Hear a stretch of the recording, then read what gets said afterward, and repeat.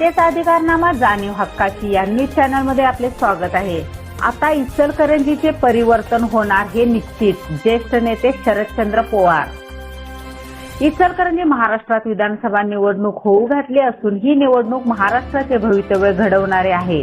या निवडणुकीत परिवर्तन होणार हे आता नक्की आहे। ज्यावेळी मी राज्यात बोलायला उभा राहतो त्यावेळी पावसाला सुरुवात होते आणि निवडणुकीचा निकाल हा नेहमीच चांगला लागतो। यामुळे यंदाच्या इचलकरंजी मतदारसंघातून राष्ट्रवादीचे मदन कारंडे यांना प्रचंड मताधिक्याने विजयी करा हे सांगण्यासाठी मी येथे आलो आहे, असे आवाहन राष्ट्रवादी शरदचंद्र पवार पक्षाचे नेते शरद पवार यांनी आज इचलकरंजीच्या परिवर्तन सभेत केले। आपण भर पावसात माझी सभा ऐकली, थांबलात यासाठी मी तुम्हाला धन्यवाद देतो, असेही ते पुढे म्हणाले। आज इचलकरंजी विधानसभा मतदारसंघाचे राष्ट्रवादीचे मदन कारंडे यांच्या प्रचारार्थ घोरपडे नाट्यगृह चौकात परिवर्तन सभा आयोजित करण्यात आली होती। प्रारंभी छत्रपती शिवाजी महाराजांच्या पुतळ्यास पुष्पहार अर्पण करण्यात आला।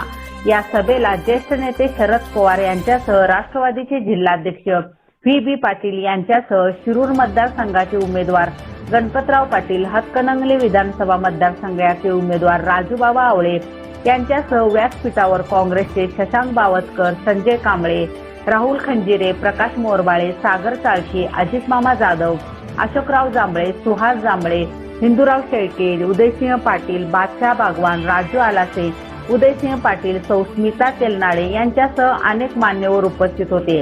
आज सकाळपासूनच कडक ऊन जाणवत होते। आधीमध्ये पावसाच्या सरी येत होत्या, पण शरद पवार यांचे व्यासपीठावर आगमन होताच मुसळधार पावसास सुरुवात झाली आणि उपस्थित नागरिक, महिला व व्यासपीठावरील उमेदवार मदन कारंडे यांच्यासह सर्वांच्या मध्ये एकच जल्लोष सुरू झाला आणि पवार साहेबांचा विजय असो अशा घोषणा सुरू झाल्या।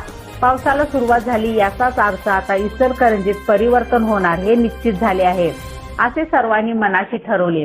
भर पावसात सर्वजण साहेबांचे 4 शब्द ऐकण्यासाठी भिजत बसले होते। यामुळे शरद पवारांनीही हात जोडून भिजत असलेल्या सर्वांना धन्यवाद दिले।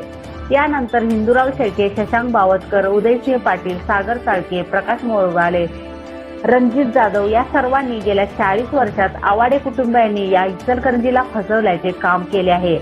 कोणतेही काम त्यांनी केले नाही। सत्तेतून पैसा आणि पैशातून सत्ता मिळवण्याचे काम या आवाडे कुटुंबियांनी केले आहे, असे म्हणत त्यांच्या घराणेशाहीवर टीका केली। चहावाला पंतप्रधान होतो तर पाववाला आमदार का होत नाही, असे काहींनी बोलून दाखवले। तर हिंदूराव शेळके यांनी आपल्या खास शैलीत निर्लज्जपणाचा कळस म्हणजे आवाडे कुटुंबीय आहे, असे सांगितले।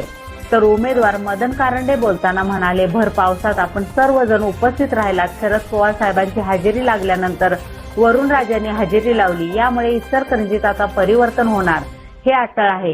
हे शहरातील घराणेशाही संपवण्यासाठी माझ्याबरोबर हिंदूराव शेळके, संजय कांबळे, शशांक बावस्कर हे सर्वजण एकत्र आले, यांना मी धन्यवाद देतो। मला आपण सर्वांनी प्रचंड मताने विजयी करावे, असे आवाहन मदन कारंडे यांनी यावेळी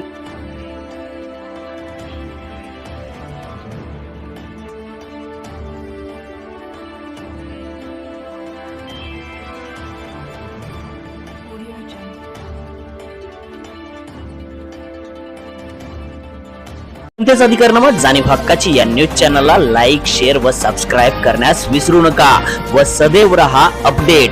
जाहिराती व बातमीसाठी आजच न्यूज चॅनलशी संपर्क साधावा। 80 87 820 897।